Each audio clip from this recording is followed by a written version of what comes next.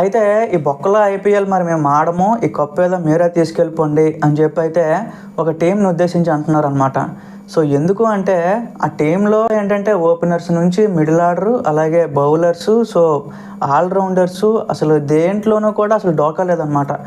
అంటే మరి ఆక్సన్ ఎంత పర్ఫెక్ట్గా చేశారంటే ఓపెనర్స్ నుంచి 6th బ్యాట్స్మెన్ వరకు కూడా అందరూ హిట్టర్లే.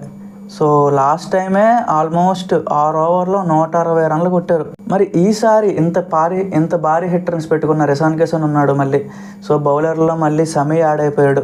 సో ఏంటి అసలు ఏం ప్లాన్ చేస్తున్నారు సన్ రైజర్స్, అసలు ఏం అర్థం కావట్లేదు. నిజంగా టీంని చూస్తుంటేనే భయంగా ఉంది గైస్. అంటే చాలా రేర్ అనమాట సన్ రైజర్స్కి ఎప్పుడూ కూడా బ్యాటింగ్ లేదు, లేకపోతే ఇంకేదో అని చెప్పి 2022 వరకు ఫుల్ ట్రోలింగ్ చేసేవారు అనమాట.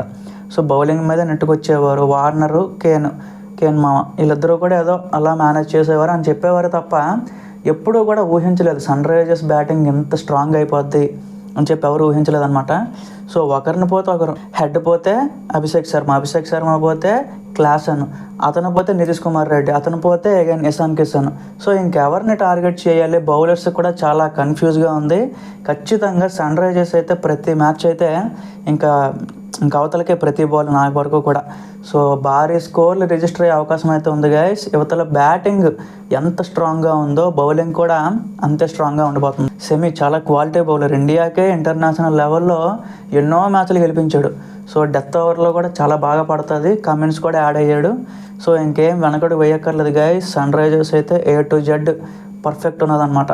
సో మరి మీకు సన్ రైజర్స్ టీంని చూసిన తర్వాత ఏమనిపించింది ఒకసారి కింద కామెంట్స్లో చెప్పండి. సో ఫస్ట్ మ్యాచ్ కోసం కూడా నేను వెయిటింగే, దానికోసం కూడా అప్డేట్స్ పోస్ట్ చేస్తాను. Thank you.